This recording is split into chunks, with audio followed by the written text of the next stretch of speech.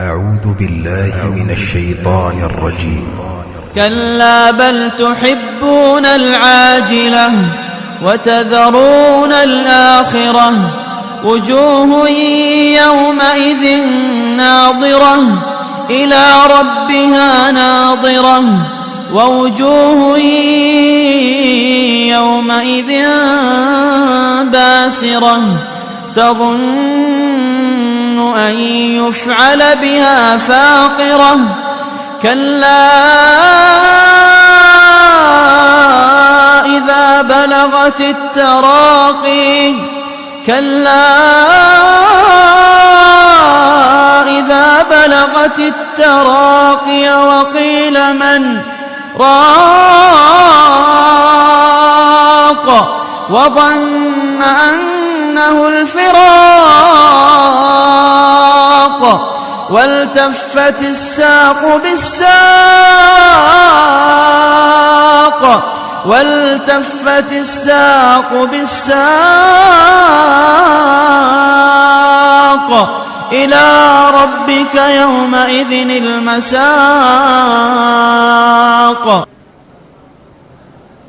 نحمده ونصلي على رسوله الكريم. أما بعد أعوذ بالله السميع العليم من الشيطان الرجيم. بسم الله الرحمن الرحيم.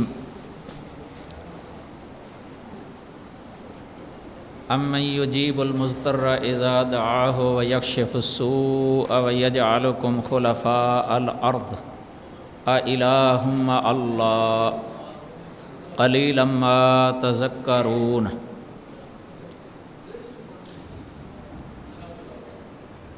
یہ ہمارے اس دورہ کی چوتھی نشست ہے، یہ مغرب کے بعد والی دورہ توحید بعنوان توحید الوہیت.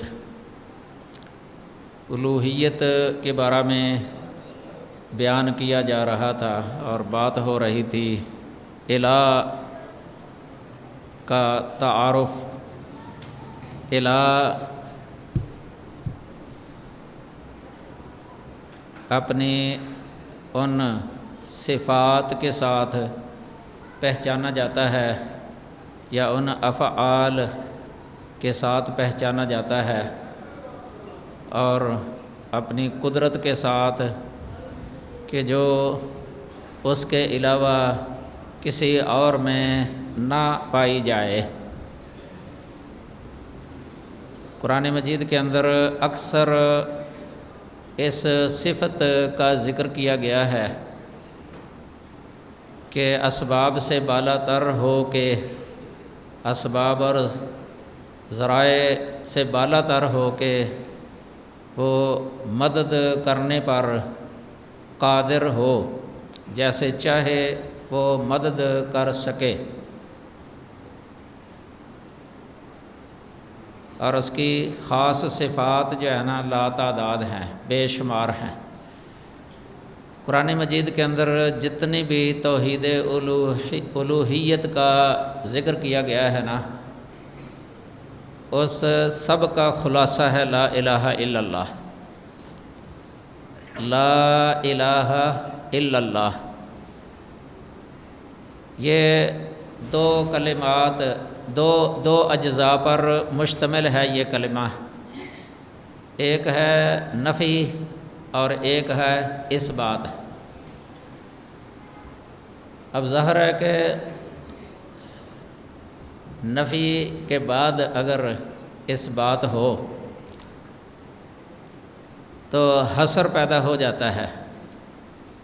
لا نفی جنس کا ہے. یہ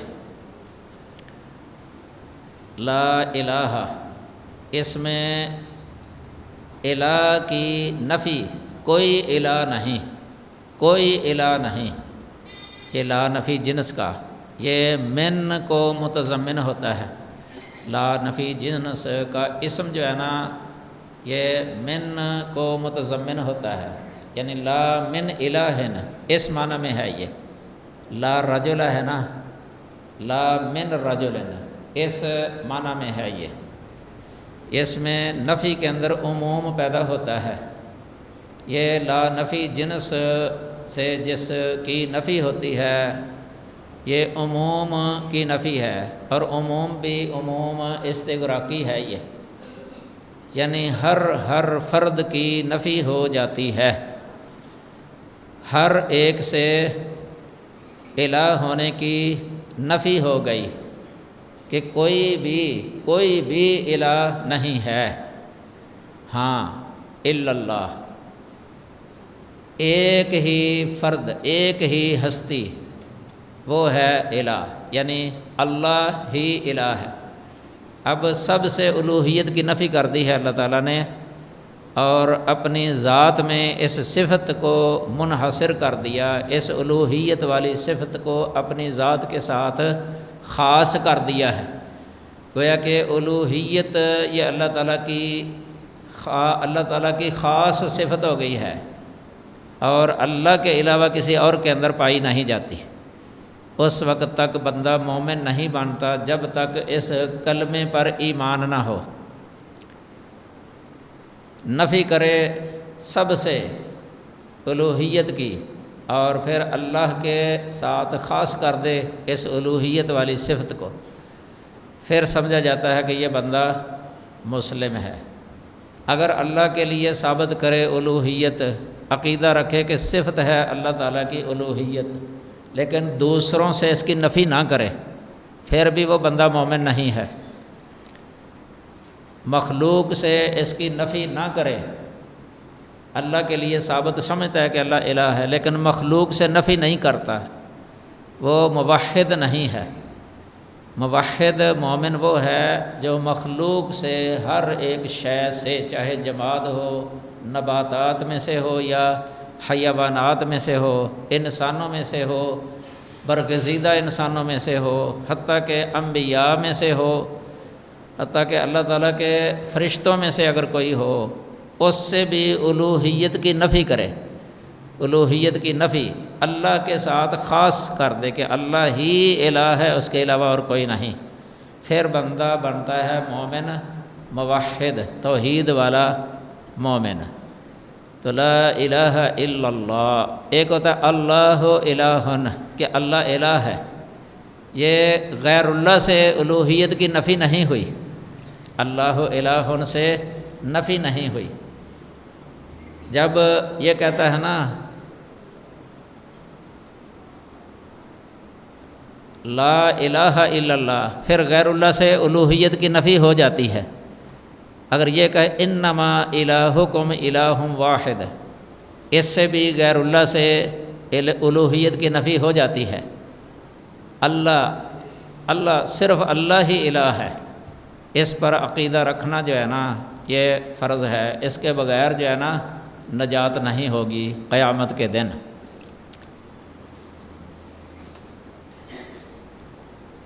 الالہ، اس کی یہ صفت ہے اعانت، عون، مدد کرنا، اسی سے اسے المستعان بھی کہا جاتا ہے۔ واللہ المستعان علی ما تصفون۔ حضرت یعقوب علیہ السلام مضطر تھے، مضطر، اضطراری حالت ہی تھی ان کی یوسف علیہ السلام کے بارے میں۔ ان کے جو بیٹوں نے ان کو پریشان کیا تھا، اب وہ اس وقت جو ہے نا بے کس، بے سہارا اور مضطر ہو گئے تھے، کوئی تدبیر نہیں تھی ان کے پاس یوسف علیہ السلام کو حاصل کرنے کی۔ تو اس وقت انہوں نے یہی کہا تھا واللہ المستعان علی ما تصفون، کہ جو تم بیان کر رہے ہو نا تمہاری ان باتوں پر، یا جو تمہارا یہ فعل ہے جو تم نے یوسف علیہ السلام کے ساتھ کیا ہے، یا ان کے بھائی بنیامین کے ساتھ جو کچھ تم نے کیا ہے نا، اس سلسلے میں اللہ ہی سے مدد مطلوب ہے، اللہ ہی میرا مددگار اور مشکل کشا ہے۔ اسی طرح ام المومنین عائشہ رضی اللہ تعالی عنہا پر جب منافقین نے تہمت لگائی، وہ اس وقت جو ہے نا بہت ہی پریشان تھیں، اضطراری حالت تھی اس وقت ان کی، وحی بند ہو گئی تھی، وحی کا آنا رک گیا تھا۔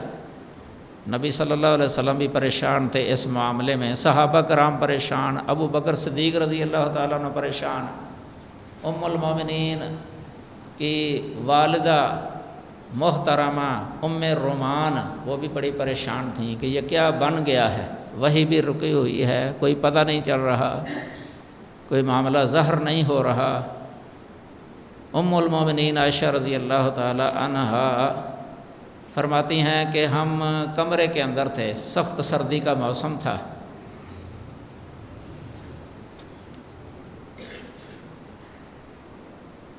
نبی صلی اللہ علیہ وسلم مجھ سے کہہ رہے تھے کہ عائشہ اگر کوئی غلطی ہوئی ہے نا تو اللہ تعالیٰ سے توبہ کر لے، استغفار کر لے، ان العبد اذا اذنب ثم تاب تاب اللہ علیہ، اللہ تعالیٰ توبہ قبول کرنے والا ہے، بخشنے والا ہے، استغفار کر لے، توبی الی اللہ واستغفری۔ ام المومنین فرماتی ہیں کہ میں یقین رکھتی تھی اور مجھے پک تھا اس بات کا کہ میں سچی ہوں، میں بری ہوں، لیکن دل کے اندر یہ بات تھی کہ ہو سکتا ہے اللہ تعالیٰ اپنے نبی کو خواب کے اندر میرے بارے میں بتا دے گا، خواب آ جائے گا میرے نبی کو اور میری برات ظاہر ہو جائے گی خواب کے ذریعے۔ بڑی پریشانی، رات نیند نہیں آتی تھی، آنکھوں سے آنسو جاری تھے، 1 مہینہ تک جو ہے نا وہ سوئی نہیں تھیں، آنکھوں سے آنسو جاری رہتے تھے، اتنی بے قرار پریشانی کے عالم میں تھیں۔ فرماتی ہیں کہ اس پریشانی کے عالم میں مجھے حضرت یعقوب علیہ السلام کا نام بھی ذہن میں نہیں رہا، ذہن سے نکل گیا تھا پریشانی کی وجہ سے، غم سے نڈال تھیں۔ جب باتیں کر رہے تھے تو میں نے کہتی ہیں کہ میں نے یعقوب کا نام لینا چاہا تھا، ذہن میں نہیں آ رہا تھا پریشانی کی وجہ سے۔ میں نے کہا کہ میں وہی بات کہتی ہوں جو یوسف کے باپ نے کہی تھی، یوسف کے باپ نے کہی تھی، نام نہیں ذہن میں آ رہا تھا پریشانی کی وجہ سے۔ اور ساتھ یوسف علیہ السلام کے باپ نے کیا کہا تھا حضرت یعقوب علیہ السلام نے، واللہ المستعان علی ما تصفون، فرماتے ہیں کہ میں نے بھی یہی کہہ دیا، فصبر جمیل واللہ المستعان علی ما تصفون، اللہ ہی میری مدد کرنے والا ہے، اللہ ہی سے مدد مطلوب ہے۔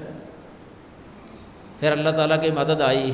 فرماتی ہیں کہ میں تو اس وقت لیٹ گئی تھی، چہرہ دوسری طرف کر لیا تھا، ادھر وہ بیٹھے ہوئے تھے میرے ماں باپ اور رسول اللہ صلی اللہ علیہ وسلم اور انصار کی کوئی عورت بھی آئی، تو میں خاموش تھی۔ اسی حالت میں اللہ کے رسول صلی اللہ علیہ وسلم پر وحی والی کیفیت طاری ہو گئی۔ جب وحی آتی تھی نا، آپ کی ایک کیفیت طاری ہوتی تھی آپ پر، وہ کیفیت طاری ہو گئی، پسینہ پسینہ ہو گئے نبی صلی اللہ علیہ وسلم، سخت سردی کے موسم میں پسینہ پسینہ۔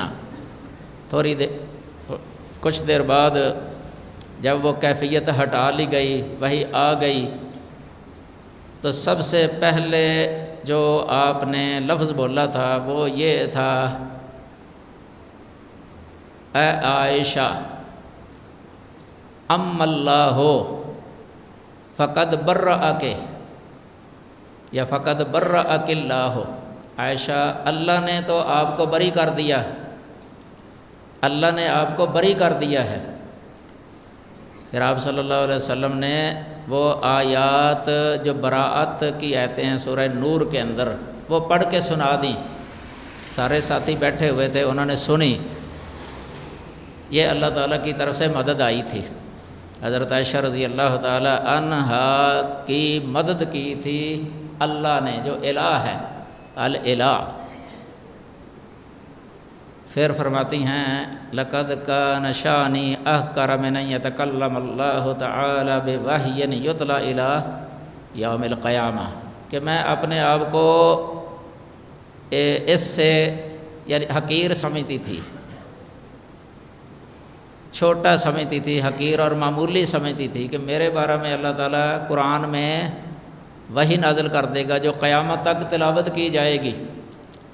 میں یہی سمجھتی تھی کہ اللہ اپنے نبی کو کوئی خواب دکھا دے گا میرے بارے میں، لیکن اللہ نے ام المومنین کی شان اور عظمت کو بلند کرنے کے لیے قرآنی وحی نازل کر دی۔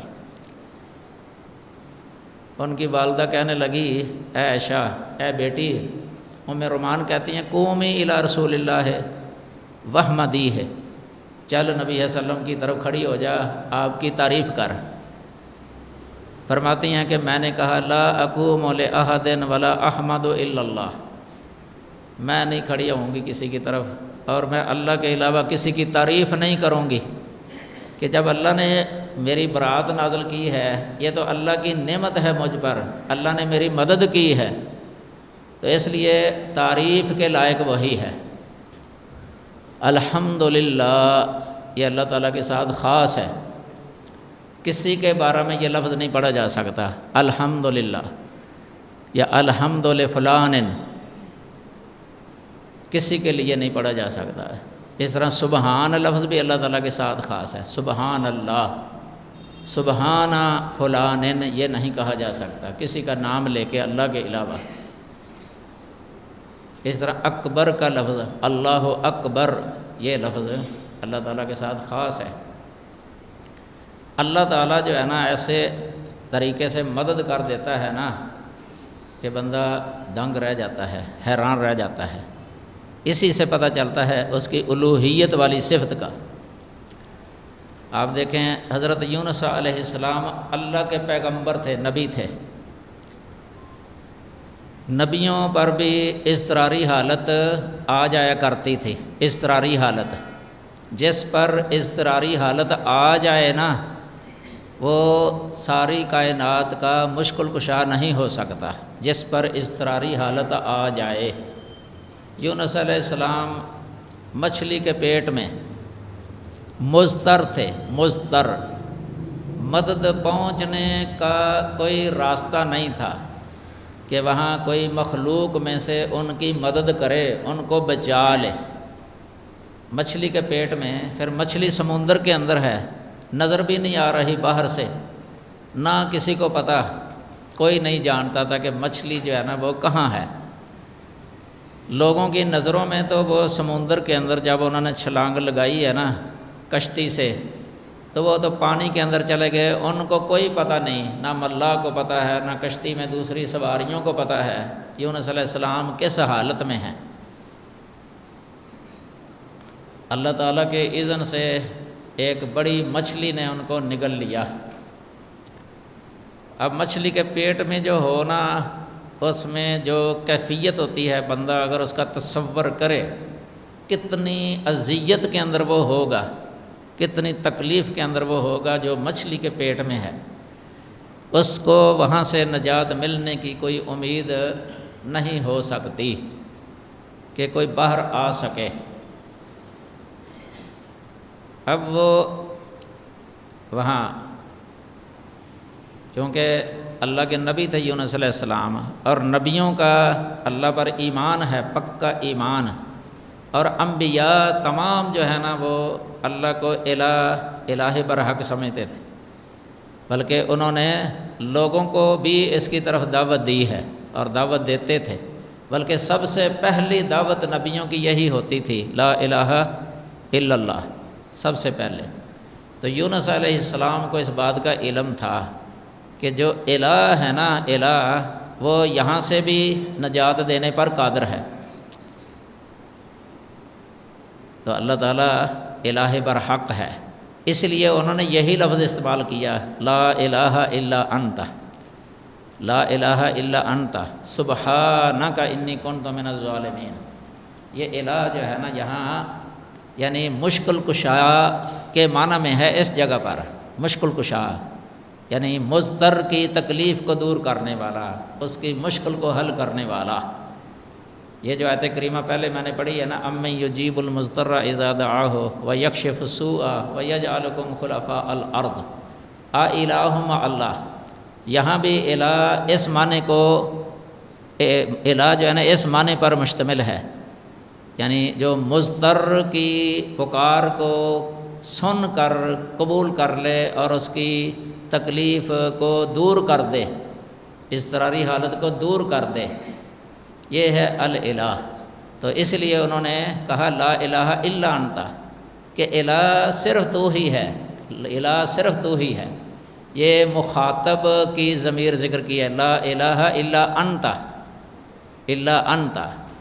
اب ظاہر ہے کہ جو یہ لفظ بولتا ہے نا لا الہ الا انت، اس کا یہ بھی پکا عقیدہ ہوتا ہے کہ میرا الہ جو ہے نا وہ سنتا ہے اور میرا الہ جانتا ہے، میرا الہ قدرت رکھتا ہے، کمال قدرت ہے، کمال سماع ہے، کمال علم ہے، اور وہ میری اس مشکل کو حل کر سکتا ہے۔ ہر طرف سے ان کی امید کٹ چکی تھی، کیونکہ وہاں کوئی پہنچ ہی نہیں سکتا تھا، ناممکن تھا کہ وہاں پہنچ کے ان کو کوئی مچھلی کے پیٹ سے نکال دے، اس کا پیٹ چاک کر کے چیر کے، یہ ناممکن تھا اس وقت، کیونکہ اولاً تو کسی کو علم ہی نہیں کہ وہ مچھلی ہے کہاں، یہ بھی علم نہیں تھا کہ وہ مچھلی کے پیٹ میں ہے یا نہیں، بالکل کوئی خبر نہیں تھی، اندھیرے ہی اندھیرے تھے، اندھیرے۔ نادا فی الظلمات، اللہ فرماتے ہیں کہ ہمارے بندے نے ہمیں کئی اندھیروں کے اندر پکارا تھا، مچھلی کے پیٹ کا اندھیرا، سمندروں کا اندھیرا، سمندروں کی موجوں کا اندھیرا جو طے بطے ہوتی ہیں، اور راتوں کے اندھیرے، بادلوں کے اندھیرے، کئی اندھیرے تھے۔ اندھیروں میں یونس علیہ السلام نے اپنے مشکل کشا الہ کو پکارا۔ مشکل کشا الہ وہ ایک ہی ہے، ساری کائنات کا مشکل کشا الہ، ایسے کو کہتے ہیں الالہ، الہ۔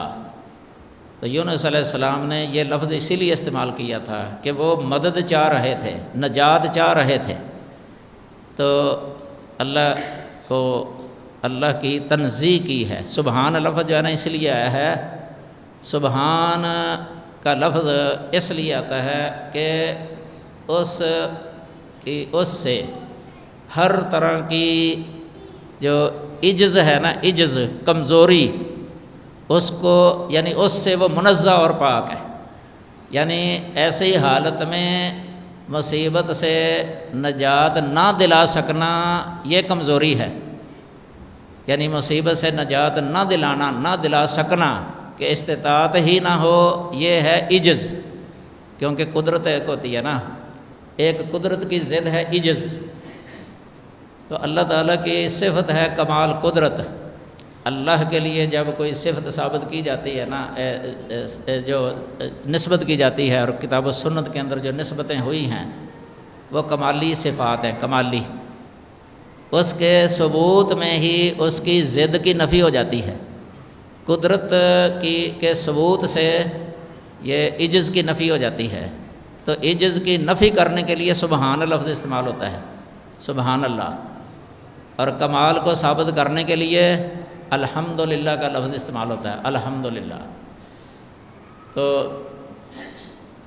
اللہ تعالیٰ کے لیے قدرت جو ہے نا وہ کمال کی ہے، اللہ کی قدرت، الہ برحق جو ہے نا وہ علی کل شیء قدیر ہوتا ہے، اللہ علی کل شیء قدیر ہونا بھی اس کی خاص صفت ہے، اور ہر کو سننا، ہر آواز کو سننا، چاہے سری ہو جہری ہو، وہ اس کے لیے برابر ہی ہے۔ سواء منکم من اسر القول ومن جہر بہ ومن هو مستخف باللیل وسارب بالنہار۔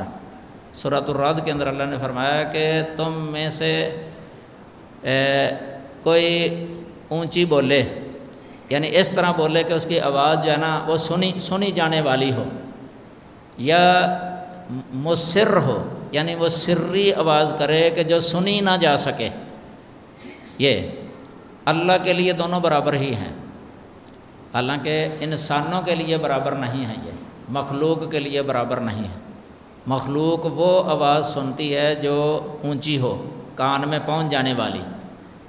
جو کان تک آواز نہیں پہنچتی نا، جو سری ہوتی ہے وہ نہیں سنی جاتی۔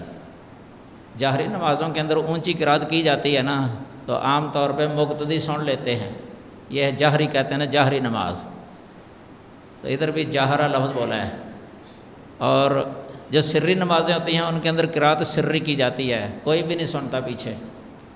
لیکن اللہ تعالیٰ جو ہے نا وہ سری قرات بھی سنتا ہے اور جہری قرات بھی سنتا ہے، برابر ہی ہے۔ یہ نہیں ہے کہ اللہ تعالیٰ جہری جو ہے نا وہ زیادہ سنتا ہے اور سری کم سنتا ہے، یہ نہیں، سواء برابر ہے۔ تو یونس علیہ السلام نے جو مچھلی کے پیٹ کے اندر پکارا تھا نا، اللہ تعالیٰ نے عرش پر وہ سن لیا، عرش پر۔ یہ الہ برحق کی خاصیات میں سے ہے کہ وہ ہر آواز کو سننے والا ہے۔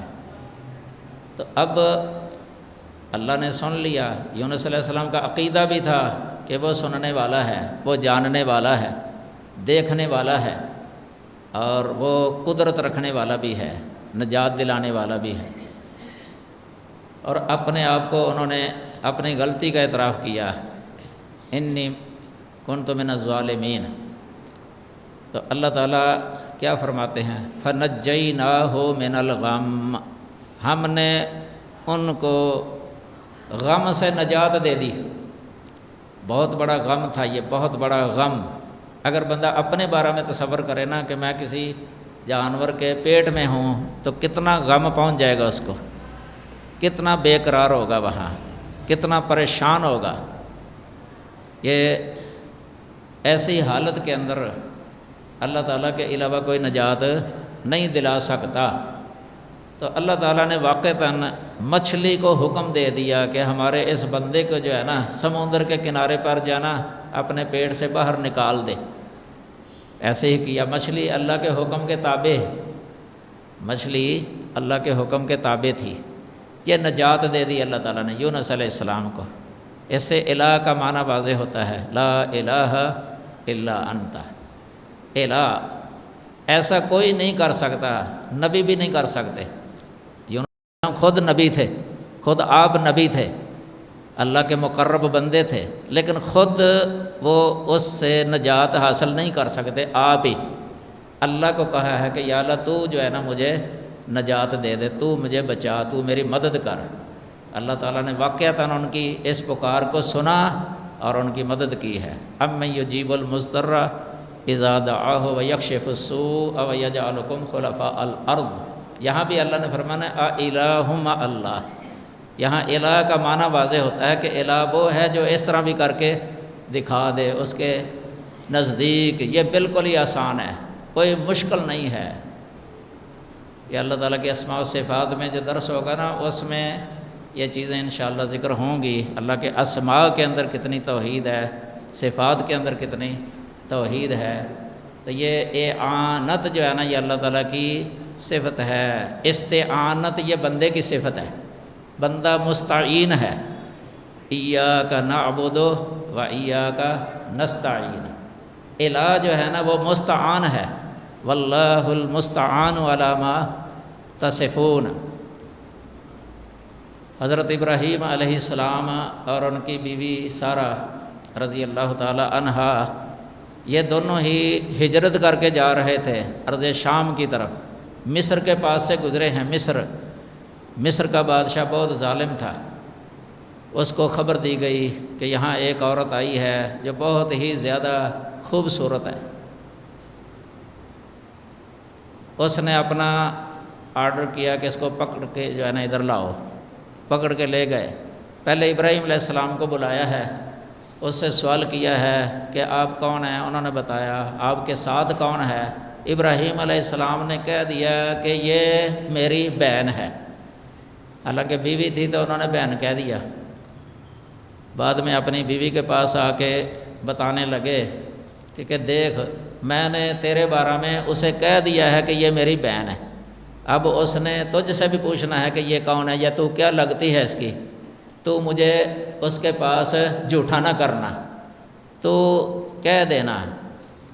کیا وجہ ہے؟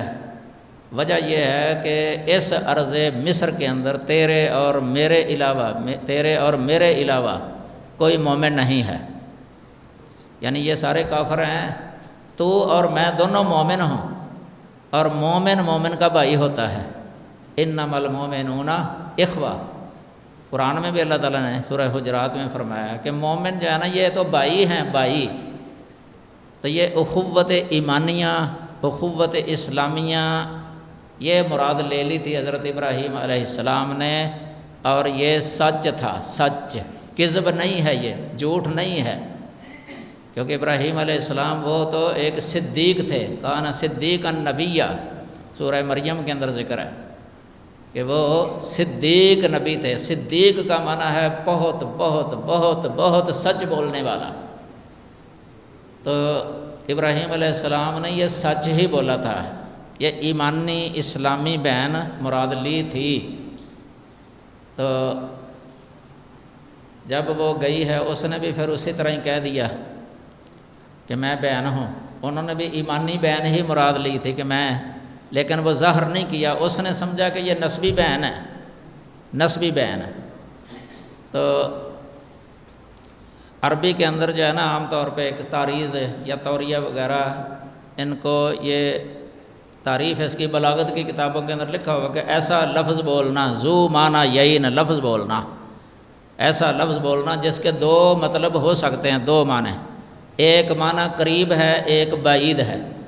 قریب سے مراد ہے مخاطب جو ہے نا اس کے ذہن کے قریب، جو عام استعمال ہونے والا ہے، جس معنی میں وہ لفظ عام استعمال ہوتا ہے عرف کے اندر، وہ متبادر الی ذہن ہوتا ہے، متبادر الی ذہن، کہ ذہن میں جلدی آ جاتا ہے وہ معنی، کیونکہ اخت لفظ جب بولیں گے تو نسبی بہن جو ہے نا عام عرف کے اندر مراد لے لیا جاتا ہے۔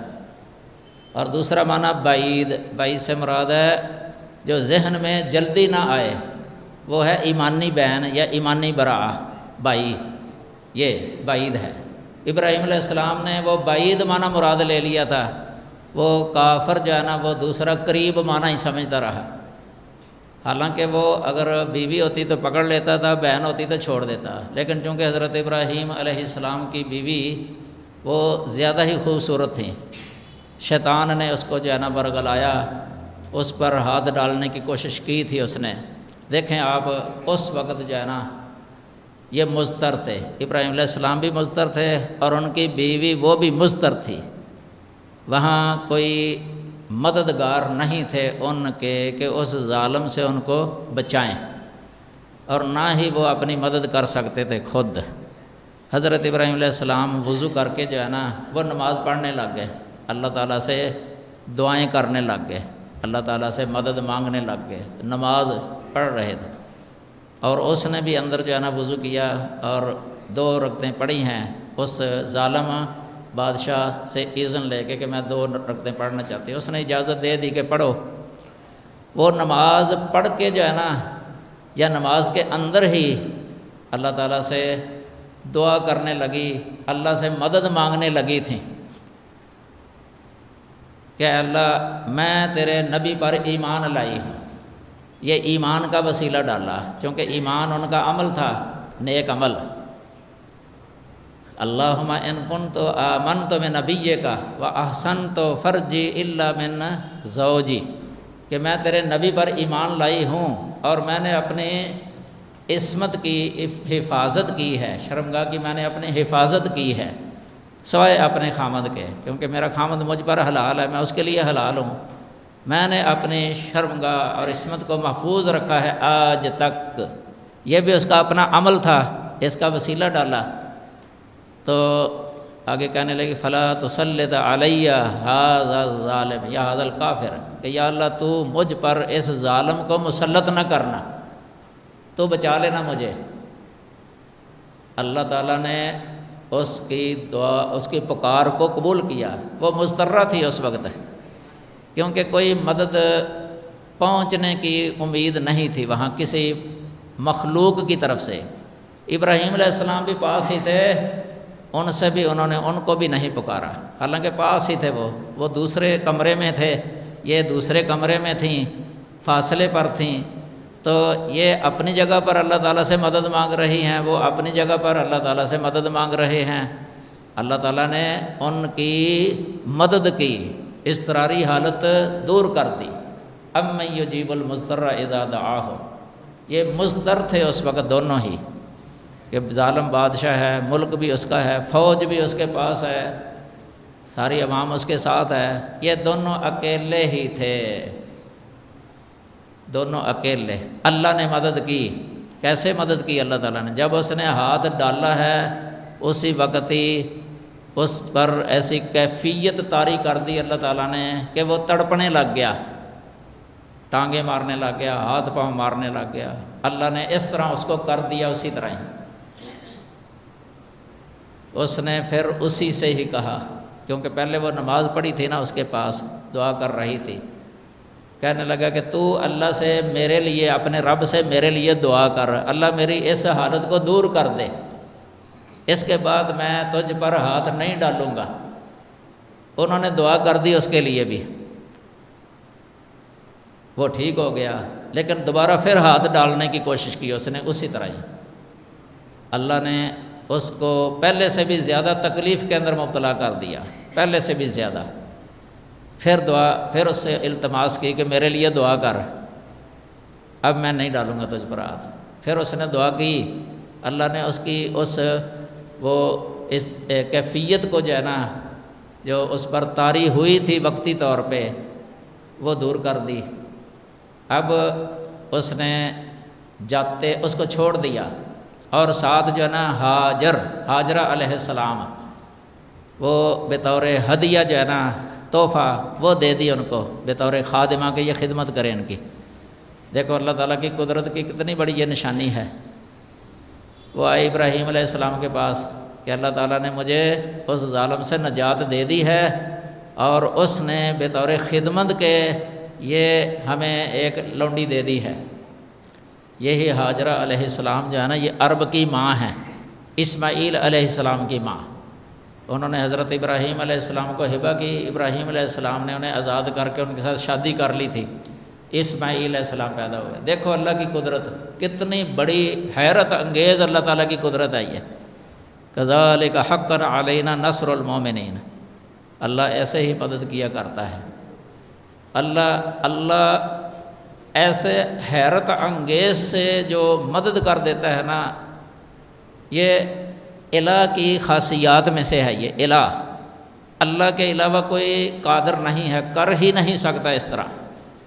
اللہ جو کر سکتا ہے اس طرح کوئی بھی نہیں کر سکتا۔ اللہ اپنے نبیوں کی بھی مدد کرتا رہا ہے۔ غزوہ بدر کے اندر اللہ تعالیٰ نے مدد کی ہے۔ دوسرا غزوہ بدر کے اندر کتنی مدد کی ہے۔ نبی صلی اللہ علیہ وسلم خود آپ اللہ سے رات جو ہے نا وہ مدد طلب کرتے رہے ہیں۔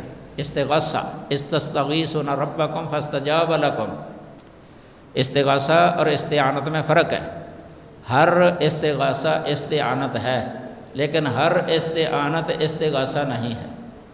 استعانت عون سے ہے، استغاثہ غوث سے ہے۔ یہ استغاثہ خاص ہے، استعانت عام ہے۔ استعانت استغاثہ بھی ہو سکتا ہے اور استغاثہ کے علاوہ بھی ہو سکتا ہے، یہ عموم ہے اس کے اندر۔ لیکن استغاثہ جو ہے نا یہ خاص ہوتا ہے۔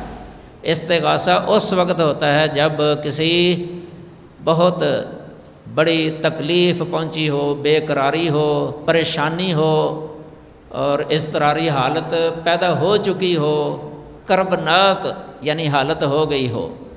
ایسے صورتحال کے اندر جو فریاد کرتا ہو، کسی سے فریادی ہو، تو وہ فریاد رسی یعنی چاہ رہا ہو کہ میری کوئی فریاد سن لے اور میری اضطراری اور یہ پریشانی والی حالت جو ہے نا وہ دور کر دے، اس کو کہا جاتا ہے استغاثہ۔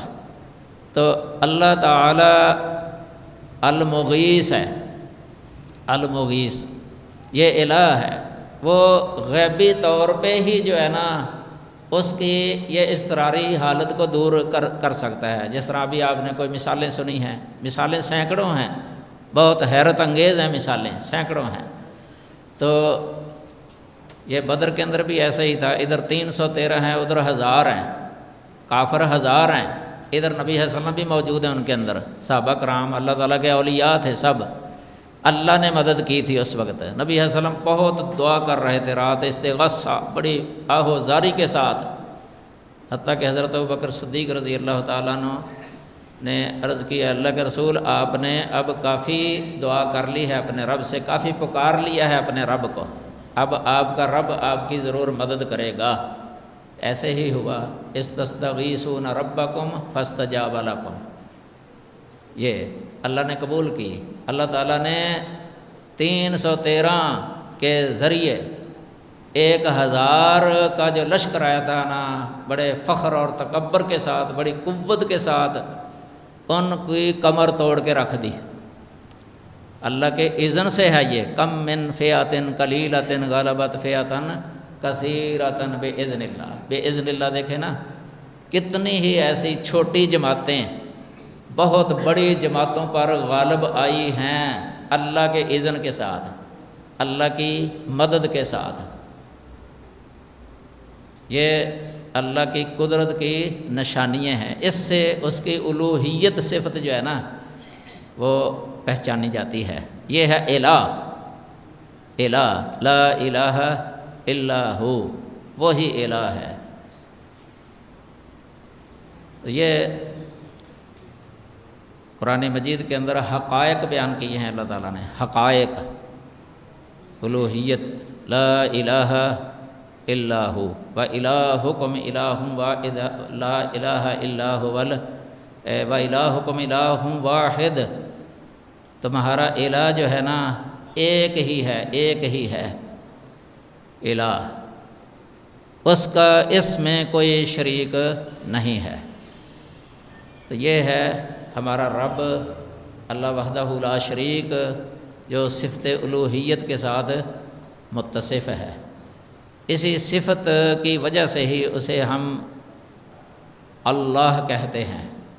کتاب و سنت کے اندر، قرآن کے اندر یہ لفظ اللہ جو ہے نا 982 بار آیا ہے، 982 بار لفظ اللہ پورے قرآن کے اندر، یعنی 1000 کے قریب، 1000 کے قریب لفظ اللہ۔ یہ بہت برکت لفظ ہے، مبارک لفظ ہے، اور اللہ تعالیٰ کا ذاتی نام ہے، یہ ذاتی نام ہے۔ یہ کبھی خبر نہیں بنا ترکیب کے اندر، نہ ہی صفت بنا ہے ترکیب کے اندر، نحوی ترکیب میں ہمیشہ یہ یا مبتدا ہوتا ہے، یا موصوف ہوتا ہے، یا فاعل ہوتا ہے، یا مفعول بہ ہے۔ عبدت اللہ کوئی کہے، نعبد اللہ یہاں مفعول بہ ہے، اللہ ربی یہاں مبتدا ہے، بسم اللہ الرحمن الرحیم یہاں موصوف ہے۔ یہ علم ہے اللہ وحدہ لا شریک کا، اس کو علم بالغلبہ کہا ہے۔ تفسیر بیضاوی کے اندر لکھا ہوا ہے علم بالغلبہ، الفیہ کے اندر بھی ہے وقد تکون علما بالغلبہ، کبھی علم غلبے کے ساتھ ہوتا ہے۔ اس کا معنی یہ ہوتا ہے کہ اصلاً جو ہے نا یہ صفت کا معنی ہے اس کے اندر اصلیت کے اعتبار سے، لیکن استعمال کے اعتبار سے جو ہے نا، یعنی کہ اللہ تعالیٰ کے علاوہ جب کسی اور پر یہ اطلاق ہی نہیں ہوتا لفظ اللہ، اس اعتبار سے یہ علم ہو گیا، لیکن اصل وضع میں اس کے اندر وصفیت کا معنی ہے۔ اسی کو تفسیر بیضاوی کے اندر ترجیح دی گئی ہے۔ اور جتنے بھی اللہ تعالیٰ کے اسماء حسنہ ہیں نا، ان سب کا جامع ہے یہ۔ حافظ ابن قیم رحمہ اللہ نے یہ لکھا ہے التفسیر القیم کے اندر، یہ موجود ہے مدارج السالکین کے اندر، فتح المجید کے اندر بھی ذکر ہے یہ، جو کتاب و توحید کی شرح ہے، اس کی جامعیت کہ یہ اللہ تعالیٰ کے تمام اسماء حسنہ کو جامع ہے۔ اس کا معنی یہ ہے کہ تمام اسماء حسنہ کے اندر جو کمالات ہیں نا، جو صفات کمالیہ ہیں، ان تمام صفات کمالیہ کو جمع کرنے والا ہے یہ لفظ اللہ۔ یہ اس لیے اس کی تعریف عربی کے اندر، یہ کل میں نے بتائی بھی تھی کہ اسم یا علم لذات الواجب الوجود المستجمع جمیع صفات الکمال المنزہ عن جمیع النقائص والعیوب۔ علامہ ابن سمعانی نے یہ لکھی ہوئی ہے، فتاوی ثنائیہ مدنیہ کے اندر یہ ذکر ہے، یہ تعریف انہی کے حوالے سے۔ تو یعنی ایسا یہ علم ہے، ایسا نام ہے، یہ ایسا بابرکت نام ہے جو واجب الوجود ذات پر ہی اس کا اطلاق ہوتا ہے۔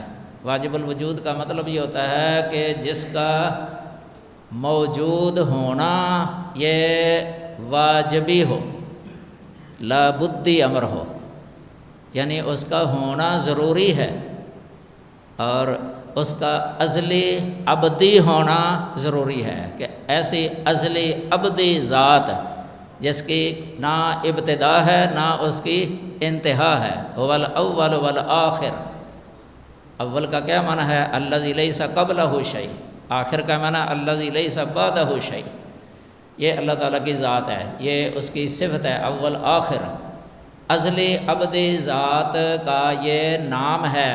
لفظ اللہ اس پر بولا جاتا ہے، جس کا ہونا بھی ضروری ہے۔ وجود اس کی تین قسمیں ہیں، واجب الوجود، ممتنع الوجود، ممکن الوجود۔ واجب الوجود کا معنی جس کا ہونا ضروری ہو، نہ ہونا محال ہو، ناممکن ہو۔ یہ ممتنع الوجود اس کے بالکل برعکس ہے، جس کا نہ ہونا ضروری ہو اور ہونا محال ہو، ہونا ناممکن ہو، یہ ہے ممتنع الوجود۔ اور ممکن الوجود کا معنی یہ ہے کہ جس کا ہونا بھی ضروری نہیں ہے اور نہ ہونا بھی ضروری نہیں ہے، ہو سکتا ہے ہو سکتا ہے نہ ہو کسی ایک وقت تک رہے، بعد میں کوئی ایسا وقت آ جائے کہ وہ نہ ہو، پہلے نہ ہو بعد میں ہو گیا ہے، پھر کوئی ایسا وقت آ گیا کہ نہیں ہے، یہ ہے ممکن الوجود۔ یہ ہے مخلوق ممکن الوجود ہے، اللہ واجب الوجود ہے، اور شریک باری تعالی ممتنع الوجود ہے، یعنی اللہ تعالیٰ کے ساتھ کسی اور الہ کا ہونا یا اللہ کا شریک ہونا یہ ممتنع الوجود ہے، یعنی ناممکن ہے۔ اگرچہ لوگوں نے یہ جو بنائے ہوئے ہیں نا، یہ باطل طریقہ ہے، یہ باطل ہے، باطل۔ تو اللہ تعالیٰ یہ آگے ہے المستجمع جمیع صفات الکمال، یعنی جتنی بھی صفات کمال ہیں نا، یہ اللہ تعالیٰ کی ساری صفات کمال ہی کمال ہیں، کمال ہی کمال ہیں۔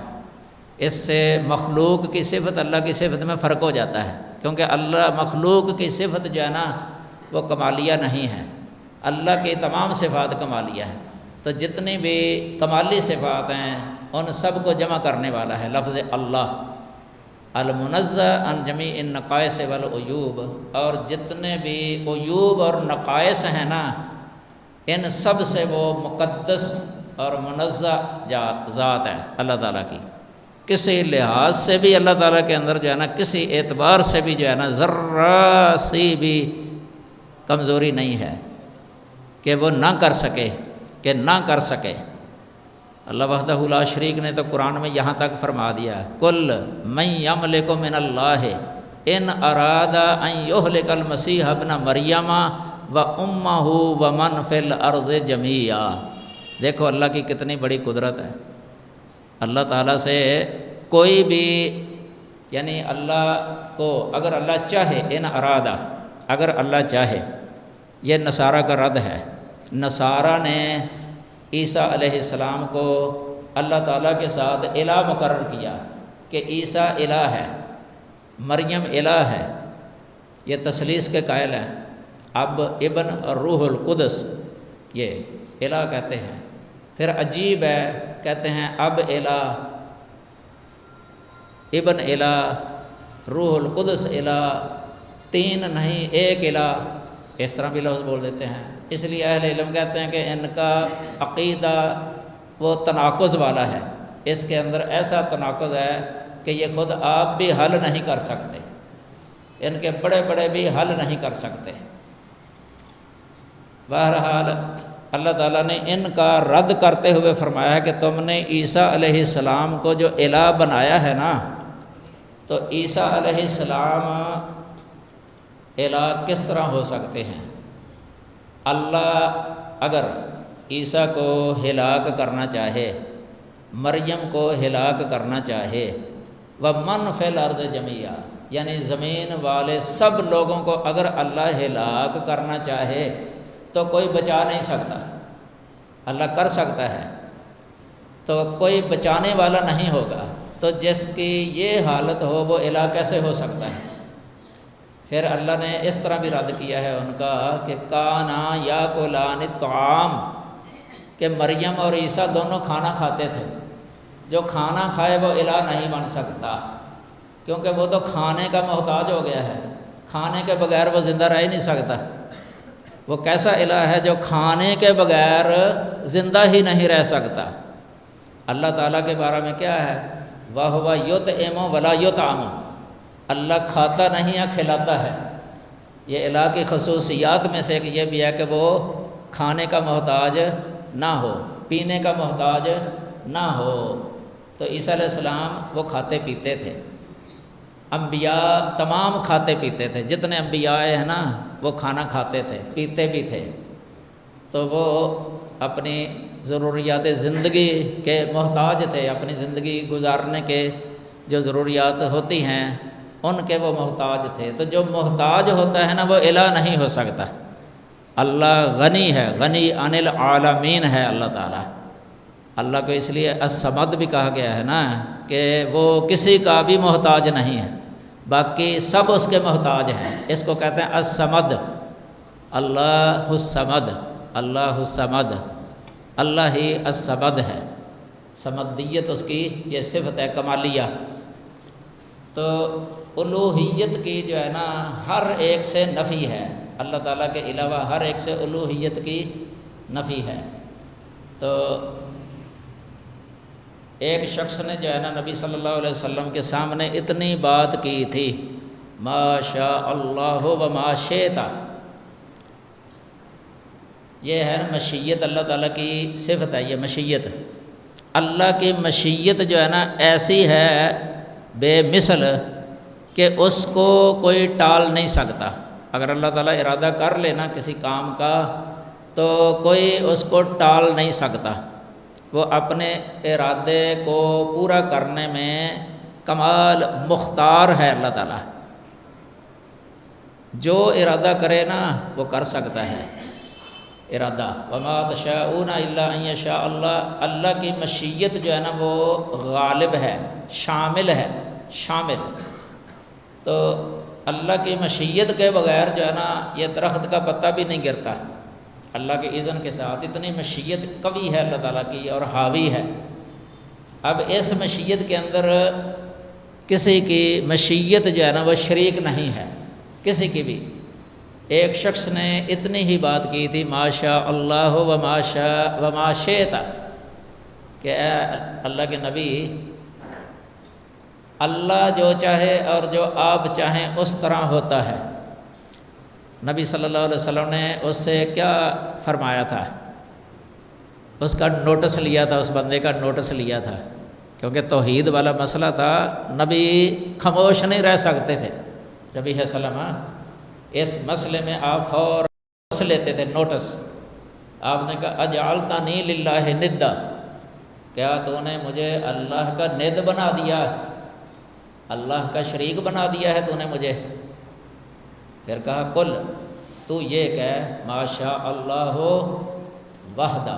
ایک روایت میں تو ایسے ہی ہے مسند احمد کے اندر، تفسیر ابن کثیر میں بھی لکھی ہوئی ہے، یہ آیت کریمہ ہے شروع میں، فلا تجعلوا للہ اندادا وانتم تعلمون۔ اس آیت کی تفسیر میں ہے یہ کہ جو اکیلا اللہ چاہے اس طرح ہوتا ہے، کہ اس کی مشیت جو ہے نا وہ نافذ اور جاری ہوتی ہے، اس نے مشیت کے تحت اس کا امر کونی وہ نافذ اور جاری ہو جاتا ہے، اس میں اس کا کوئی شریک نہیں ہے۔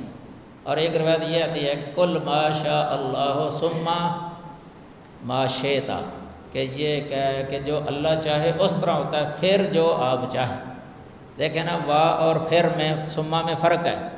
وا مطلق جمع کے لیے آتی ہے، یعنی دو چیزوں کو وا اس طرح جمع کر دیتی ہے، دو کو مساوی یعنی برابر یہ، اور ثم جو ہے نا یہ برابر جمع نہیں کرتی، یہ ترتیب کے لیے ہوتا ہے، یعنی ایک کو مقدم رکھنا، پہلے کو معطوف علیہ کو مقدم رکھنا کہ وہ پہلے ہے مقدم ہے، اور بعد معطوف جو ہے نا اس کو مؤخر رکھنا، یعنی اللہ کی مشیت وہ مقدم ہے اور میری مشیت جو ہے نا وہ اس کی مشیت کے تابع ہے، تابع بعد میں ہوتا ہے نا اور متبوع پہلے ہوتا ہے۔ یہ سما اور وا میں فرق ہے، اس لیے آپ نے فرمایا کہ تو یہ نہ کہے کہ مجھے اللہ کے ساتھ یعنی میری مشیت کو اللہ کی مشیت کے ساتھ شریک نہ کر، بلکہ فرق کر کے کہے، فرق کر کے۔ تو یہ آپ نے سمجھایا اس کو، یہ نوٹس لیا تھا آپ نے، توحید کا مسئلہ تھا۔ اس طرح ایک لونڈی نے ایک دفعہ، ایک لڑکی نے ایک دفعہ جو ہے نا نبی صلی اللہ علیہ وسلم کے بارے میں یہ لفظ بول دیے تھے، یہ صحیح بخاری کے اندر حدیث آتی ہے کتاب النکاح کے اندر کہ وفینا نبی یعلم ما فی غد، کہ ہم میں ایک ایسا نبی ہے جو کل میں جو کچھ ہونے والا ہے وہ جانتا ہی ہے، وہ جانتا ہے، آنے والے کل میں جو کچھ ہونے والا ہے وہ جانتا ہے، ایسا نبی ہمارے اندر موجود ہے۔ نبی صلی اللہ علیہ وسلم نے اس کا نوٹس لیا، توحید کا مسئلہ تھا، فرمایا دعی حاضی، یہ بات چھوڑ دے، یہ نہ کہہ، فَإِنَّهُ لَا يَعْلَمُ مَا فِي غَدٍ إِلَّا اللَّهُ، یہ ابن ماجہ کے لفظ ہیں اتنے، وجہ فا تعلیلیہ ہے یہ، کیونکہ کل میں جو کچھ بھی ہونے والا ہے نا اللہ کے علاوہ کوئی نہیں جانتا، اللہ کے علاوہ کوئی نہیں جانتا۔ یہ نوٹس لیا فوراً۔ کئی اور بھی احادیث آتی ہیں اس کے بارے میں، نبی صلی اللہ علیہ وسلم جو ہے نا فوراً نوٹس لیتے تھے، روک دیتے تھے۔ یہ اصلاح عقیدہ ہے، عقیدے کی اصلاح۔ نبی صلی اللہ علیہ وسلم بچوں کی بھی ذہن سازی کیا کرتے تھے۔ یہ عبداللہ بن عباس رضی اللہ تعالیٰ عنہ ابھی وہ قریب البلوغہ ہی تھے، غلام کا لفظ آپ نے فرمایا، یا غلام احفظ اللہ یحفظ کا، یہ ترمذی کے اندر حدیث ہے، اس میں یہ لفظ ہے اذا استعنت فاستعن باللہ، کہ جب تو نے مدد طلب کرنی ہے نا اللہ سے مدد طلب کیا کر، اللہ سے مدد مانگا کر۔ یہ عقیدہ سکھا رہے ہیں بچے کو تاکہ بچے کے ذہن کے اندر یہ عقیدہ جاگزین ہو جائے، راسخ اور مضبوط ہو جائے۔ تو یہ توحید نبی صلی اللہ علیہ وسلم نے یہ سمجھائی، مکی زندگی کے اندر 13 سال توحید الوہیت سمجھاتے رہے تھے۔ ربوبیت تو پہلے ہی مانتے تھے وہ لوگ، مکے والے مانتے تھے، اللہ کو رب مانتے تھے، اللہ کو مالک مانتے تھے، اللہ کو رازق مانتے تھے، بلکہ یہ لوگ جو ہے نا عرب کے لوگ نبی صلی اللہ علیہ وسلم کی بعثت سے پہلے اللہ تعالیٰ کے لیے کئی کام کیا کرتے تھے، کئی عبادات، یہ بہت ساری ہیں کتابوں کے اندر، تاریخ کی کتابوں میں، سیرت کی کتابوں میں، بلکہ احادیث اور تفسیر ان میں بھی، حجت اللہ کے اندر بھی کئی لکھی ہوئی ہیں، الفوز الکبیر کے اندر یہ اہل علم نے، ان میں یہ جو ہے نا قرآن سے تو یہ بھی پتہ چلتا ہے کہ ایمان تھا ان کا اللہ پر۔ سورہ یوسف کے اندر اللہ تعالیٰ نے فرمایا وَمَا يُؤْمِنُ أَكْثَرُهُم بِاللَّهِ إِلَّا وَهُمْ مُشْرِكُونَ، یعنی اللہ پر ایمان رکھنے کے باوجود وہ شرک کرنے والے ہیں۔ ایمان تھا اللہ تعالیٰ پر، اس ایمان سے کیا مراد ہے؟ اس ایمان سے مراد یہ توحید ربوبیت ہے، اور الوہیت کو بھی مانتے تھے، لیکن ادھر ہم توحید نہیں بول سکتے کیونکہ ادھر توحید الوہیت نہیں تھی، الوہیت تھی، یعنی الوہیت کو مانتے تھے لیکن یہ نہیں کہتے تھے کہ صرف وہی، ادھر کہہ دیتے تھے کہ رب وہی ہے، مالک وہی ہے، خالق وہی ہے، لیکن ادھر جب آتی تھی نا باری الہ کی، ادھر یہ نہیں کہتے تھے کہ وہی الہ ہے، یہ کہتے تھے کہ وہ الہ ہے لیکن یہ نہیں کہتے تھے کہ وہی الہ ہے۔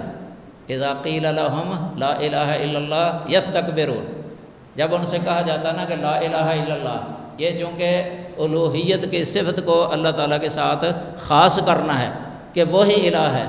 یستکبرون سے مراد یہاں انکار کرنا ہے، یعنی اس کا وہ انکار کرتے تھے، چونکہ ان کو پتہ تھا کہ اگر ہم نے لا الہ الا اللہ کہہ دیا نا تو جن کو وہ الہ سمجھتے تھے نا، اپنے مشکل کشا حاجت روا سمجھتے تھے، ان کی نفی کرنی پڑنی تھی، ان کو ان کی نفی ہو جانی تھی اس سے، اس لیے وہ نفی کرنے کے لیے تیار نہیں تھے کہ ان کی نفی کریں۔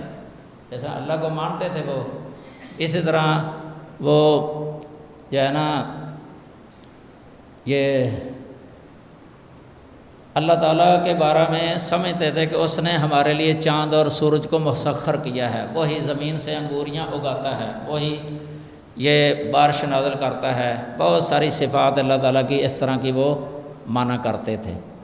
اور یہ اللہ تعالیٰ کے لیے بادشاہی بھی مانتے تھے، اور اللہ وحدہ لا شریک کو مدبر بھی سمجھتے تھے کہ وہی تدبیر کرنے والا ہے۔ اللہ کے نام کی قسمیں بھی کھا لیا کرتے تھے، اللہ کے نام کی قسمیں اٹھاتے تھے، اللہ کی قسم اٹھاتے تھے۔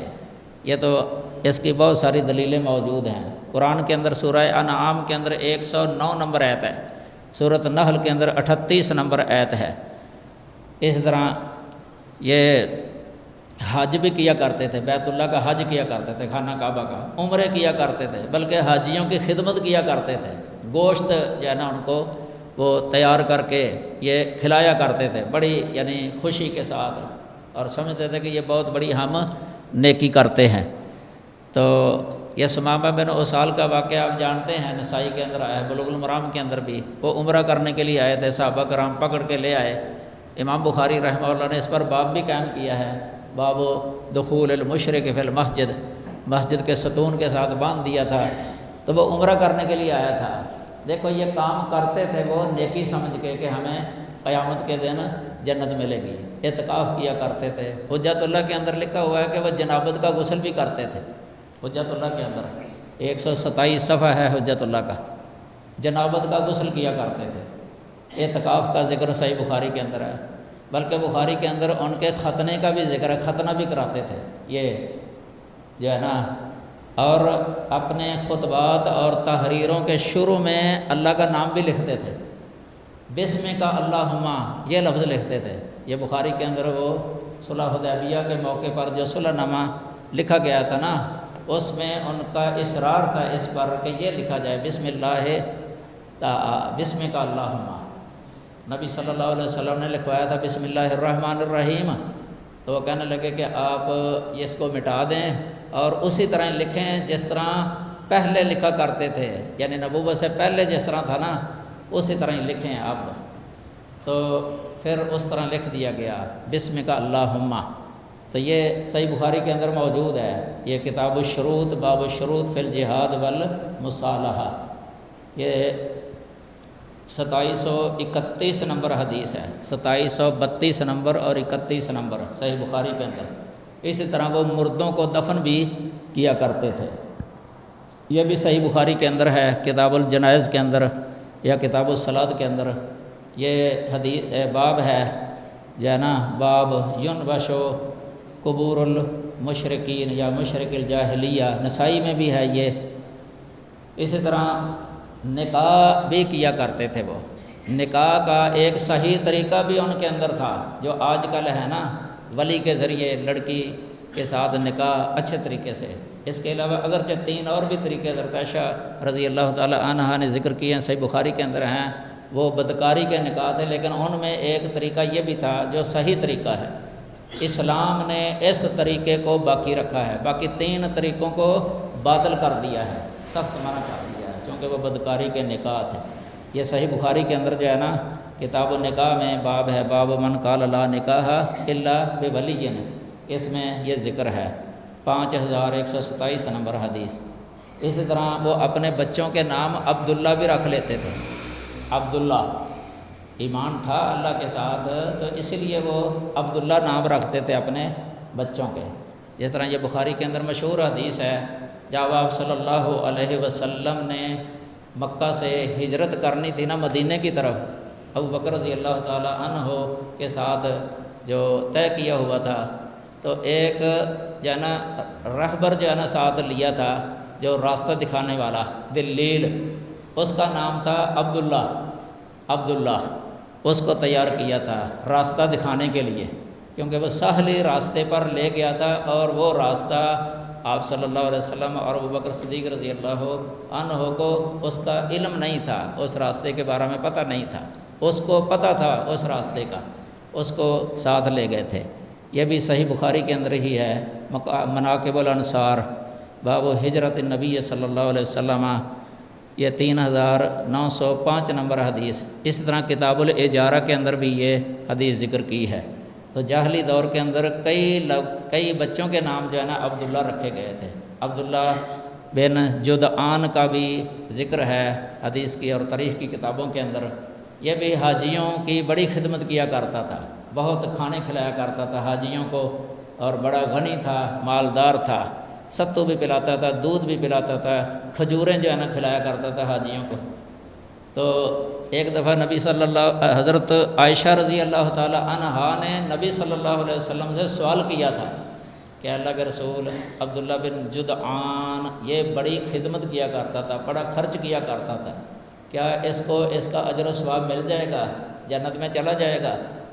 آپ نے فرمایا کہ نہیں، کفر کی حالت میں کوئی بھی عمل قابل قبول نہیں ہے۔ وَقَدِمْنَا إِلَىٰ مَا عَمِلُوا مِنْ عَمَلٍ فَجَعَلْنَاهُ هَبَاءً مَنْثُورًا، یہ کوئی بھی عمل قبول نہیں ہے کفر کی حالت میں۔ پھر وہ ایسا شخص تھا، اس نے زندگی میں ایک بار بھی یہ نہیں کہا تھا کہ یا اللہ مجھے بخش دے، یا اللہ مجھے معاف کر دے۔ یہ آپ صلی اللہ علیہ وسلم نے فرمایا تھا۔ البدایہ والنہایہ کے اندر یہ بات لکھی ہوئی ہے، 2 نمبر جلد ہے، 218 صفحہ، پرانا نسخہ البدایہ کا 7 جلدوں والا۔ اسی طرح اخلاق حسنہ کے ساتھ بھی متصف تھے، ان کے اندر بڑی خوبیاں پائی جاتی تھی۔ یہ قریش جو خاص کر کے جو ہے نا ذہانت، فطانت، سخاوت، عدالت جو ہے نا بہت ساری صفتیں ان کے اندر پائی جاتی تھی، اور غلام لونڈیاں بھی آزاد کیا کرتے تھے، بہت یعنی آزاد کرتے، سخاوت بڑی کرتے تھے۔ تو ایک یہ حدیث مشہور ہے، یہ ہشام بن عاص بن وائل، اس نے 50 غلام آزاد کیے تھے اپنے والد کی طرف سے۔ اس کے والد نے 100 غلام کرنے کی نظر مانی تھی یا وصیت کی تھی، ایک بیٹے نے 50 آزاد کر دیے۔ اب دوسرا بیٹا جو ہے نا اس نے بھی ارادہ کیا کہ چلو 50 میں کر دیتا ہوں، وہ اسلام قبول کر لیا تھا۔ نبی صلی اللہ علیہ وسلم سے سوال کیا، اے اللہ کے رسول، اگر میں اپنے باپ کی طرف سے یہ آزاد کر دوں تو کیا اس کو کوئی فائدہ پہنچے گا؟ فرمایا کہ نہیں، چونکہ وہ کفر پر فوت ہوا تھا، کوئی فائدہ نہیں ہوگا۔ تو یہ حدیث جو ہے نا سنن نبی داؤد کے اندر آتی ہے، باب ما جاء فی وصیت الحربی، یعنی کتاب الوصایہ، کیونکہ اس نے وصیت کی تھی نا، تو کافر حربی تھا، تو اس کو اس کا ثواب نہیں پہنچے گا۔ اس طرح عاشوراء کے دن کا روزہ بھی رکھا کرتے تھے، یہ عاشوراء کے دن کا روزہ، کیونکہ یہودی بھی رکھتے تھے نا، تو ان کو دیکھ کے یہ بھی رکھتے تھے، مدینے والے بھی رکھتے تھے۔ حالانکہ ہجرت سے پہلے مدینے والے جو ہے نا یہ بت پرست تھے، ہجرت کے وقت جو ہے نا یا ہجرت سے 1-2 سال پہلے جو ہے نا یہ اسلام لانا شروع کیا تھا انہوں نے۔ پہلے یہ بت پرست ہی تھے، جو بعد میں اللہ تعالیٰ نے ان پر احسان کیا تھا، ان پر ان کی مدد کی تھی، ان کو اسلام لانے کی توفیق دے دی تھی، نبی صلی اللہ علیہ وسلم کے ساتھی بن گئے۔ انصار صحابہ کرام، ان کے فضائل اور مناقب معروف ہی ہیں، انہی کی طرف اللہ نے اشارہ کیا نا، وَاذْكُرُوا نِعْمَتَ اللَّهِ عَلَيْكُمْ إِذْ كُنْتُمْ أَعْدَاءً فَأَلَّفَ بَيْنَ قُلُوبِكُمْ فَأَصْبَحْتُمْ بِنِعْمَتِهِ إِخْوَانًا وَكُنْتُمْ عَلَى شَفَا حُفْرَةٍ مِنَ النَّارِ فَأَنْقَذَكُم مِّنْهَا۔ دیکھو اشارہ اس میں واضح ہے کہ اسلام سے پہلے جو ہے نا وہ کفر پا رہی تھے، تو روزے بھی رکھا کرتے تھے۔ اس طرح حجت اللہ کے اندر لکھا ہوا ہے کہ وہ کسی نہ کسی صورت میں نماز بھی پڑھا کرتے تھے، سجدہ کیا کرتے تھے اللہ تعالیٰ کے لیے۔ یہ ابو ذر غفاری اسلام قبول کرنے سے پہلے نماز پڑھا کرتے تھے، ان کا یہ ذکر ہے حدیث کی کتابوں کے اندر۔ اس طرح قس بن ساعدہ، یہ جو ہے نا یہ بھی نماز پڑھتے تھے، یہ خطبہ بھی دیا کرتے تھے، لوگوں کو عذاب قبر سے جو ہے نا آخرت کے عذاب سے ڈرایا بھی کرتے تھے۔ یہ بڑے خطیب تھے قس بن ساعدہ۔ نبی صلی اللہ علیہ وسلم نے نبوت سے پہلے جو ہے نا ایک دفعہ اس کا خطبہ سنا تھا، اس نے اما بعد بھی لفظ بولا تھا، اللہ کی تعریف کر کے جو ہے نا بعد میں خطبہ دیا تھا۔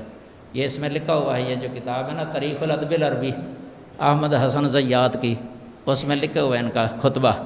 اسی طرح مہمان نوازی کیا کرتے تھے، مسافر کی مدد کیا کرتے تھے، اور بوجھ اٹھا لیا کرتے تھے، مساکین پر صدقہ کیا کرتے تھے، صلہ رحمی کرنا یہ عام پایا جاتا تھا، جنابت کا غسل کرنا، اسی طرح کئی عبادات کی قسمیں کیا کرتے تھے، بلکہ دم بھی کیا کرتے تھے، دم، اور عقیدہ تھا کہ یہ دم کریں گے تو اللہ تعالیٰ شفا دے دے گا۔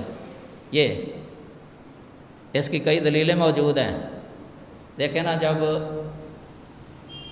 صحابہ کرام نے ایک دفعہ نبی صلی اللہ علیہ وسلم سے سوال کیا اپنے دموں کے بارے میں، کہا کہ ہمارے پاس دم ہیں، ہم پہلے کیا کرتے تھے، یعنی اسلام سے پہلے ہم دم کیا کرتے تھے۔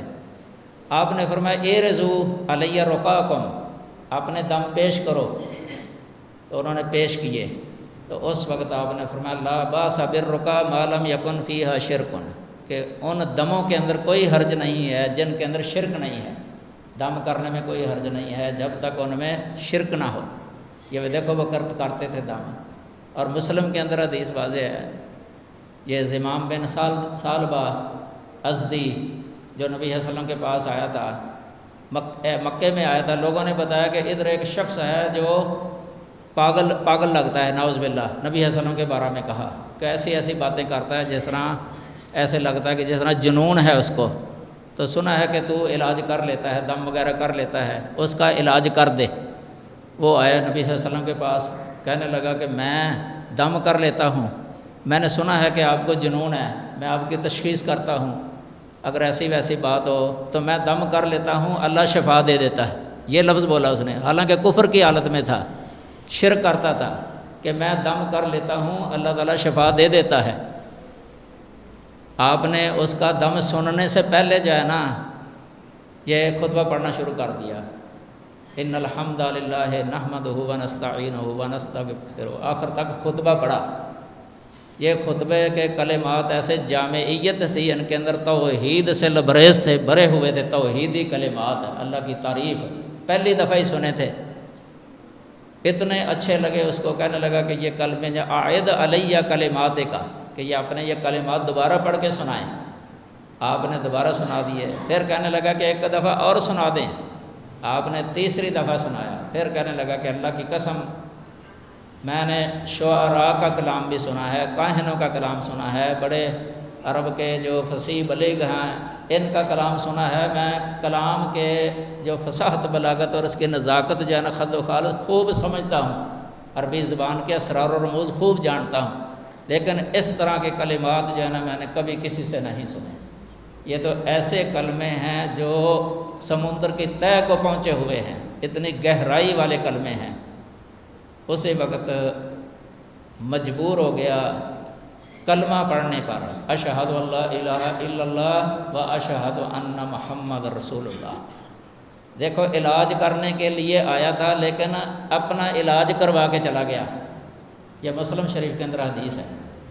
تو دیکھو اس سے میرا بیان کرنے کا اصل مقصد یہ تھا کہ وہ کافر اور مشرک ہونے کے باوجود یہ عقیدہ تھا ان کا کہ اللہ تعالیٰ جو ہے نا شفا دیتا ہے، اللہ شافی ہے، شفا دینے والا ہے، یہ بھی عقیدہ تھا ان کا۔ اسی طرح اللہ کے نام کے وہ نذرانے بھی دیتے تھے، اللہ کے نام پھلوں سے اور کھیتی سے جو ہے نا وہ حصہ نکالتے تھے اللہ تعالیٰ کے نام کا۔ یہ قرآن میں ہے وَجَعَلُوا لِلَّهِ مِمَّا زَرَعَ مِنَ الْحَرْثِ وَالْأَنْعَامِ نَصِيبًا فَقَالُوا هَذَا لِلَّهِ بِزَعْمِهِمْ وَهَذَا لِشُرَكَائِنَا، اپنے شریکوں کے لیے بھی دے دیتے تھے کہ یہ ہمارے شریکوں کے لیے ہے یہ حصہ، اور یہ اللہ کا حصہ ہے، علیحدہ علیحدہ کر کے رکھ دیتے تھے کہ یہ فلاں بزرگ کے نام کا ہے اور یہ اللہ کے نام کا ہے۔ ادھر بزرگ کا تقرب مقصود ہے کہ وہ بھی راضی ہو جائے، ادھر اللہ تعالیٰ کا تقرب مقصود ہے کہ وہ بھی راضی ہو جائے۔ اس طرح یہ قرآن کی آیت ہے، سورۃ انعام 136 نمبر آیت کریمہ۔ تو ان کے نزدیک جو ہے نا یہ الہ کا تصور یہی معلوم ہوتا ہے کہ ایسی یعنی کمال، مضبوط، قدرت رکھنے والی ذات، یعنی جو سب کچھ جاننے والی ہے، اور ہر شے پر کمال قدرت رکھنے والی ذات اور سننے والی ذات، دیکھنے والی سب کچھ، یہی تصور ان کے نزدیک تھا یہ. اور یہی تصور جو ہے نا اللہ کے علاوہ یعنی اللہ کی مخلوق کے اندر، بزرگوں کے اندر انہوں نے یہی سمجھ لیا تھا کہ وہ بھی اس طرح، ان کے اندر بھی اس طرح کی قوتیں ہیں. اسی لیے اللہ تعالیٰ نے ان کو اللہ پر ایمان رکھنے کے باوجود بھی اللہ نے ان کو مشرک کہا ہے.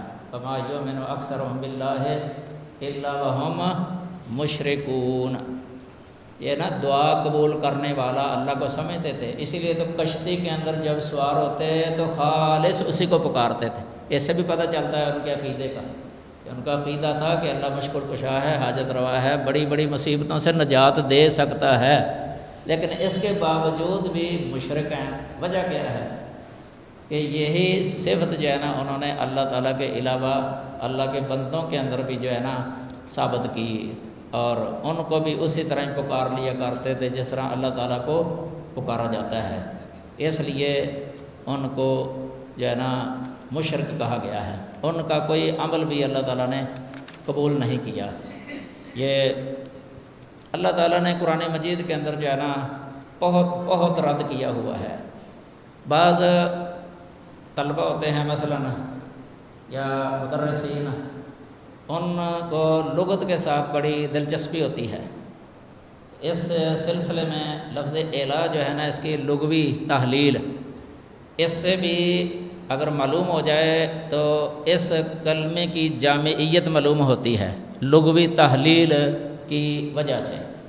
اس کے بارے میں کافی تفصیل ہے کتابوں کے اندر. تفسیر بیضاوی کے اندر جو درسی کتاب ہے اس میں بھی انہوں نے کافی لکھا ہے، اور زمخشری نے تفسیر الکشاف کے اندر اور بھی دوسری تفسیروں کے اندر یہ موجود ہے. اس کے بارے میں آپ یہ یاد رکھیں، الہ لفظ جو ہے نا، لفظ الہ یہ فعال وزن ہے، فعال. اور ظاہر ہے کہ عربی لغت کے اندر جو ہے نا فعال کا لفظ جو ہے نا مفعول کے معنی میں عام استعمال ہے. مثلا کتاب بمعنی مکتوب، لباس بمعنی ملبوس، رباط بمعنی مربوط، یہ کئی مثالیں دی جا سکتی ہیں.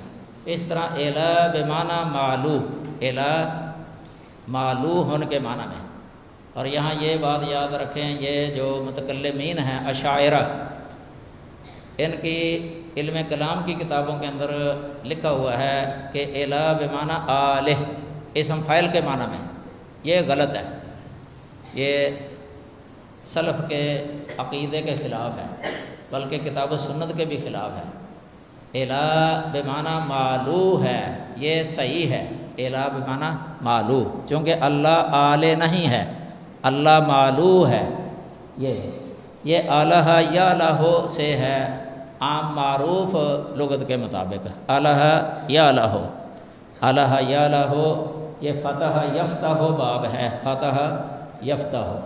اور اس کا مصدر فعالتن کے وزن پر بھی ہے، فعولتن کے وزن پر بھی ہے، اور فعولیتن کے وزن پر بھی ہے. الہتن فعالتن الہتن، الہ یا لہو الہتن، الوہتن و الوہیتن، یہ تین مصدر آتے ہیں اس کے. اور اس کا لغوی معنی ہے عبادہ یعبدو. الہ یا لہو بمعنی عبادہ یعبدو، عبادت کرنا، عبادت کرنا. یہ عبادت لغوی جو تحلیل ہے نا، اس کا معنی ہوتا ہے کسی کے آگے، کسی کے آگے نہایت پست ہو جانا، کسی کے آگے نہایت اپنے آپ کو دبا ہوا کر لینا، کہ اس کے آگے دب گیا ہے، دب گیا ہے. اس لیے وہ راستہ جو ہوتا ہے نا، جس راستے پر عام آمد و رفت ہوتی ہے، یعنی کثرت سے لوگ چلتے ہیں آتے جاتے ہیں نا، اس راستے کو معبد کہتے ہیں عربی کے اندر. سبا ملکہ کے اندر ایک شعر ہے، تباری اتاکن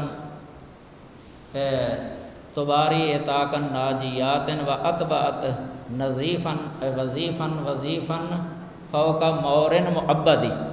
مور کا معنی راستہ ہے، معبد کا معنی جو پامال کیا گیا ہے، یعنی روندا گیا ہے، یعنی روندا گیا، اس قدر اس کو روند کے جو ہے نا پامال کر کے جو ہے نا پست کر دیا کہ نیچے ہی ہو گیا ہے، یعنی اس کی بلندی اور اونچائی جو ہے نا وہ ختم ہو کے وہ نچائی کی طرف چلا گیا ہو نا، جو راستہ چل کے کثرت سے چل کے، اس کو کہتے ہیں طریق معبد یا مورن معبد۔ یہ اونٹنی کی تعریف کر رہا ہے، اپنی اونٹنی کی تعریف۔ تو راستے پر جو ہے نا وہ قدم کے اوپر قدم رکھتی ہے، جو راستہ معبد ہے، پامال کیا ہوا، پست کیا ہوا، دبا ہوا، یعنی جو دب گیا ہوا۔ عابد جو ہے نا اپنے معبود کے سامنے دب جاتا ہے، یعنی اس میں ذرہ سا بھی کبر جو ہے نا وہ نہیں رہتا، تواضع آ جاتی ہے۔ عابد میں معبود کے آگے تواضع آ جاتی ہے، یعنی اپنے آپ کو اس کے سامنے جو ہے نا وہ بالکل اس طرح سمجھتا ہے کہ بالکل دبا ہوا اور پست اور جھکا ہوا۔ یہ لغوی تحلیل ہے، اس کی لغوی تحلیل۔ تو یہ یعنی مفعول کے معنی میں ہے۔ یہ اس میں یہ ہے کہ اللہ وحدہ ساری مخلوق جو ہے نا، ساری مخلوقات کا اصل اور حقیقی معبود ایک ہی ہے۔ یہ ہے لا الہ الا اللہ کا مطلب، یعنی اللہ عز و جل کی ذات بابرکات وہی عبادت کے لائق ہے۔ عبادت کی تمام اقسام اس کے اندر آ جاتی ہیں، اعتقادی، قولی، بدنی، مالی، یعنی ان سب عبادات کا مستحق جو ہے نا وہ صرف وہی ہے، اس کا کوئی شریک اور سہیم نہیں ہے۔ سہیم کا معنی حصے دار، شریک کا معنی یعنی اس کے کسی حق کے اندر شریک کوئی نہیں ہے۔ قولی عبادت کا دائرہ جو ہے نا یہ بہت ہی وسیع ہے۔ نمازیں پڑھنا ہے، یہ نماز میں جو کچھ پڑھا جاتا ہے یہ قولی عبادت ہے۔ قرآن کی تلاوت کی جاتی ہے، قولی عبادت ہے۔ ذکر و اذکار جو کیے جاتے ہیں یہ قولی عبادت ہے۔ یہ امر بالمعروف اور نہی عن المنکر جو کیا جاتا ہے یہ قولی عبادت ہے۔ بہت ہی دائرہ اس کا وسیع ہے قولی عبادات کا۔ اس طرح حج اور عمرے کے اندر جو کچھ پڑھا جاتا ہے یہ سب قولی عبادت ہے، ذکر و اذکار وغیرہ حج کے۔ اس طرح دوسری پریشانیوں کے وقت جو کچھ پڑھا جاتا ہے، دعائیں جو کی جاتی ہیں، اللہ تعالیٰ کو جو پکارا جاتا ہے اضطراری حالت میں یا ویسے، یہ سب جو ہے نا قولی عبادات کے اندر آ جاتا ہے۔ تو اللہ وحدہ لا شریک وہ بے قراریوں، پریشانیوں اور مصائب اور مشکلات کے اوقات میں سلسلہ اسباب و مسببات سے بالا تر ہو کر جو اس کو پکارا جاتا ہے یہ خالص اسی کا حق ہے، تو وہ ان کو حل کر دیتا ہے چونکہ وہ ہمارا معبود ہے، ہمارا الہ ہے۔ ہم آلے ہیں، آلے وہ ہے مالو، ہم عابد ہیں وہ ہے ہمارا معبود۔ تو یہ اس کی لغوی تحلیل ہے۔ اسی سے یہ بات آپ کو یاد رکھنی چاہیے کہ جو ہم اس کو پکارتے ہیں نا، یہ مشکلات میں پکارتے ہیں، اس سے دعا کرتے ہیں، یہ عبادت ہے۔ عبادت یہ قولی عبادت ہے نا، ابھی میں نے بتایا۔ اسی کے بارے میں رسول اللہ صلی اللہ علیہ وسلم نے فرمایا ہے، ترمذی کے اندر حدیث ہے، ان الدعاء هو العبادہ، کہ پکارنا جو ہے نا یہ عبادت ہے، پکارنا یہ عبادت ہے۔ ہم مثلا کہتے ہیں یا اللہ مدد، یہ ہم نے اللہ کو پکارا ہے مدد کے لیے۔ یا اللہ ہمیں شفا عطا فرما، یہ پکارا ہے ہم نے۔ یا اللہ ہماری پریشانی دور کر دے، یہ پکارا ہے ہم نے۔ یا اللہ ہماری مدد کر۔ کوئی کہتا ہے سورۃ بقرہ کی آخری آیت ہے نا، فانصرنا علی القوم الکافرین، انت مولانا فانصرنا علی القوم الکافرین۔ یہ ہم نے اس کو پکارا ہے، یہ اس کی عبادت ہے۔ اگر اسی طرح کوئی کلمہ کسی کے بارے میں یہ کہے، یہ ظاہری اسباب اور وسائل اور امور عادیہ سے بالا تر ہو کے غیبی مدد مانگے کسی سے، اس کو پکارے، چاہے کوئی بھی ہو، مثلا جبرائیل علیہ السلام ہی ہیں، یا جبرائیل المدد، یہ عبادت ہے۔ یہ جبرائیل علیہ السلام کی عبادت ہے، یہ عبادت کے اندر شریک ٹھہرانا ہے۔ اسی کو استعانت کے ساتھ بھی تعبیر کیا گیا ہے، ایاک نعبد و ایاک نستعین۔ یہ یاد رکھیں، ہر استعانت جو ہے نا یہ عبادت ہے، لیکن ہر عبادت استعانت نہیں ہے۔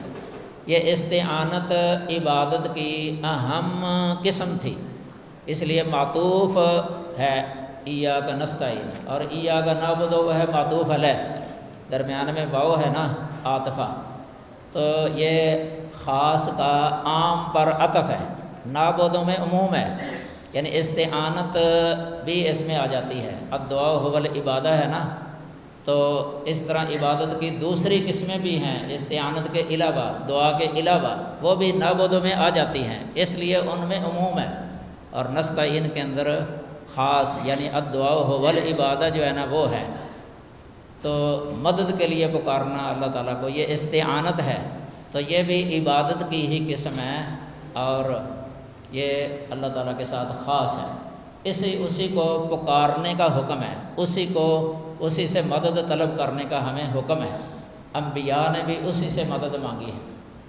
نوح علیہ السلام نے کیا کہا تھا؟ رب انی مغلوب فانتصر، دیکھو نا اللہ کو پکارا ہے، یہ عبادت تھی اللہ تعالیٰ کی، رب انی مغلوب، اے میرے رب بے شک میں مغلوب ہوں۔ مغلوب کس کے آگے تھے؟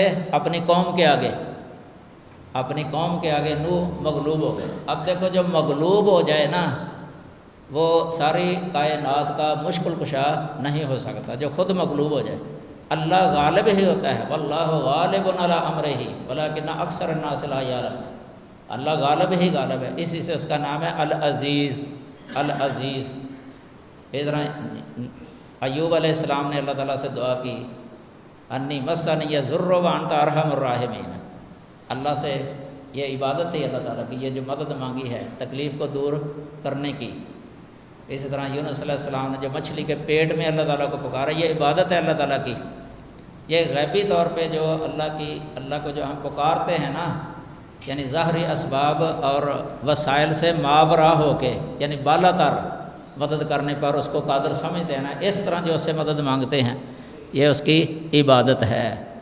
تو جو یہ کتاب ترمذی شریف کے اندر یہ حدیث آتی ہے، ان الدعاء هو العبادہ، اور کتاب التفسیر کے اندر ہے، سورۃ المومن کی تفسیر ہے، یہ 3247 نمبر، اور مسند احمد کے اندر ہے 4 نمبر جلد 271 صفحہ۔